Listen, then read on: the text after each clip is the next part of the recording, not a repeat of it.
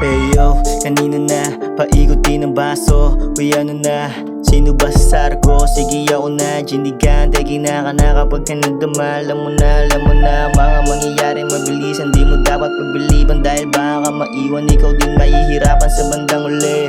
Sige ka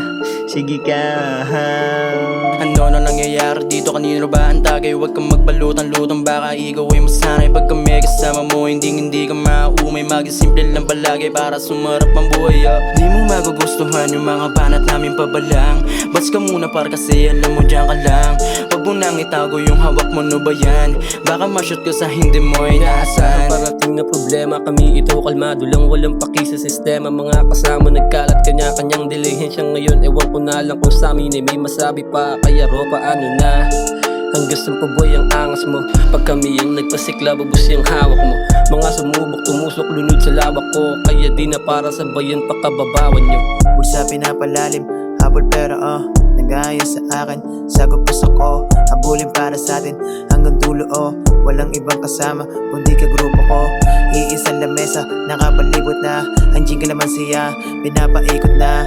Meron pa siyang kasama na tubi para mamaya doble yan siya. Di na para mag-ingay sa kung anong sunod ko na galaw. Di na para isigaw, cooking with my crew, asas tuwan tryna keep it low key. Sa music lang kami na OD. Oh shit, kung galit, pwedeng lumayo ka sa amin. Oras ba ay sa'yo sasayanin bago kita patawarin?